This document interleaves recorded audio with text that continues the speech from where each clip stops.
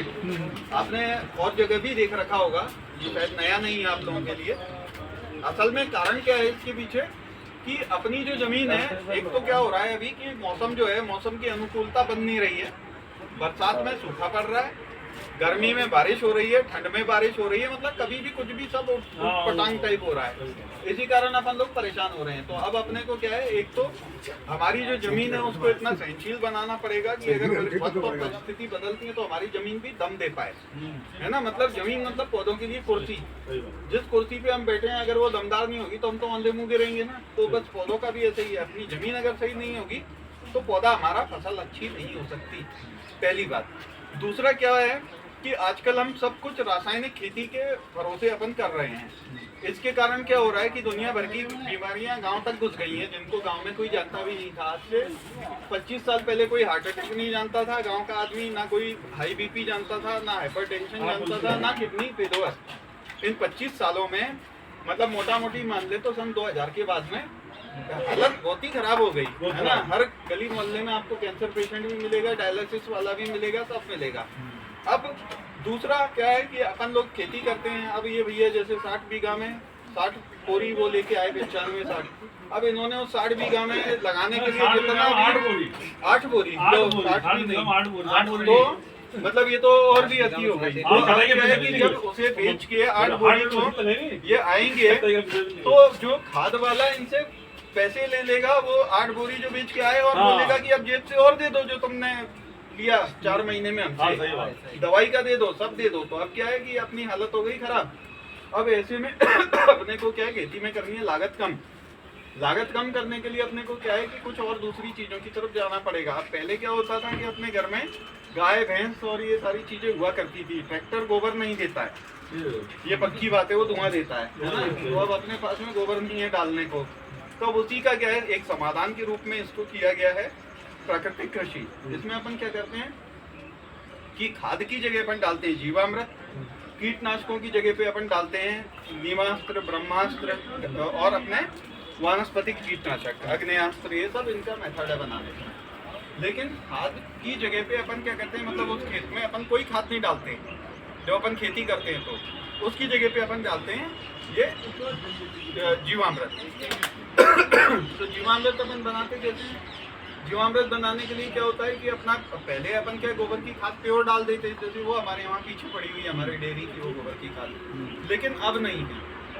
तो अब अपन जीवामृत कैसे बनाते हैं, ये भी क्या है कि अपने खेत को गोबर की खाद की तरह बढ़िया करता है, लेकिन इसमें थोड़ा समय लगता है। तो इसीलिए कोई भी ये कहे कि आप प्राकृतिक तरीके से खेती करिए तो उसकी बातों में कभी भी नहीं आना है। स्पष्ट बात कैसे कि पूरा का पूरा खेत हमको एक साथ कभी नहीं करना है, प्राकृतिक खेती में नहीं लेना है। हमको लेना है हमारे खेत में टेस्टिंग के हिसाब से पहले साल आधा या 1 बीघा, उसके बाद जब अपन उसका परिणाम देख लें तो उसके बाद में 1 बीघा, फिर उसके अगले साल में अपना 2 बीघा 4 बीघा, जैसी आपकी कैपेसिटी है उस हिसाब से आप बढ़ाइए। लेकिन कोई अगर ये कहता है कि आपकी 15 बीघा जमीन है और उसको एक साथ प्राकृतिक कर लो, तो थोड़ा सा उनको ये समझा दो कि भाई हम हमारे हिसाब से करेंगे, धीरे धीरे करेंगे और आगे बढ़ाते जाएंगे जब हमको इसके परिणाम अच्छे मिलेंगे। और इसके परिणाम अच्छे आपको मिलेंगे, लेकिन थोड़ा समय लगता है। जब तक हमारी जमीन उपजाऊ नहीं होती है अगले 3 सालों में कम से कम, तब तक आपको उपज थोड़ी सी हो सकता है कि डाउन मिले।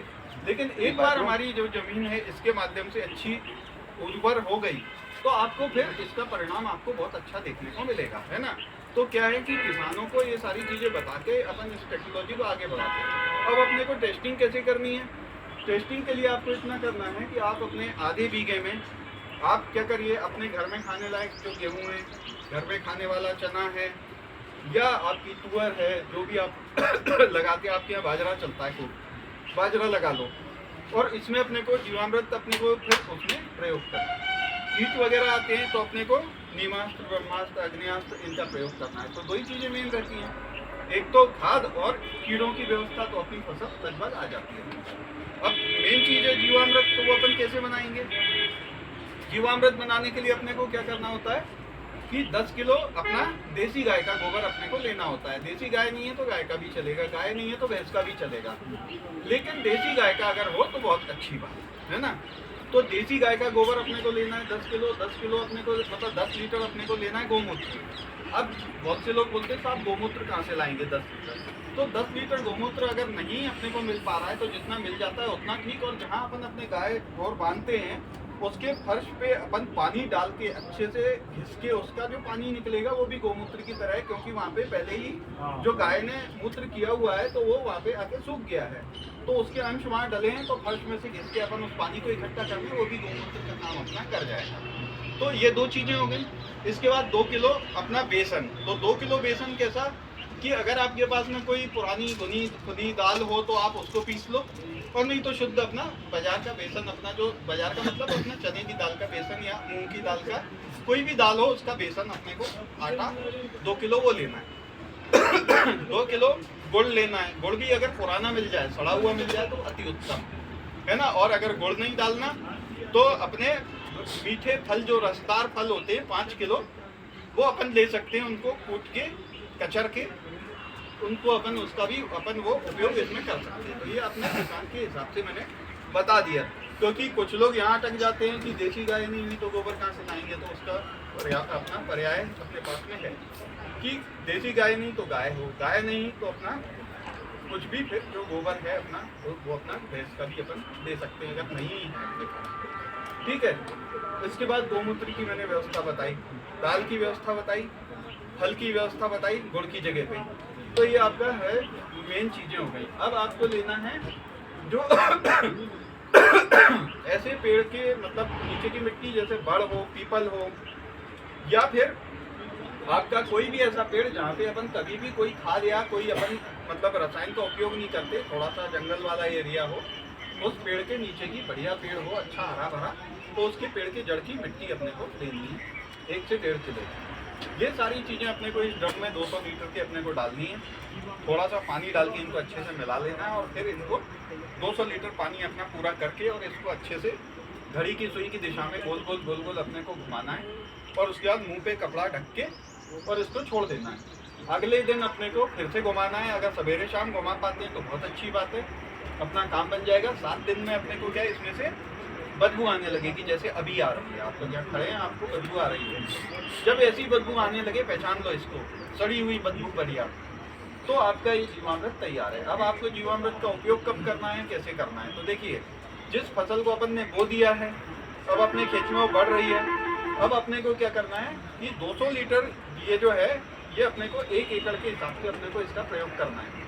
आप इसका प्रयोग 2 से लेके 5-6 बार आप अपने फसल की अवधि के हिसाब से कर सकते हो। 15-15 दिन के अंतर से छिड़काव कर सकते हैं, या आप इसको जमीन में भी डाल सकते हैं। जमीन में डालने के लिए तरीका क्या है कि इसमें से आप क्या करो कि जीवामृत निकालो, छोटे ड्रम में ले लो छान के, इसमें लगा लो टोटी, और इस ड्रम को आप रख दो वहाँ पर जहाँ से आपकी सिंचाई की डाली जा रही है, और हल्की सी टोटी खोल दो तो वो बूंद पानी के साथ मिलके पूरे खेत में चला जाएगा। पहला तरीका। दूसरा तरीका ये कि छान के 10% के हिसाब से इसका घोल बनाओ, मतलब आपका 500 लीटर में 50 लीटर, और इसका सीधा का सीधा आप मतलब स्प्रे अपने पौधों के ऊपर आप कर दो।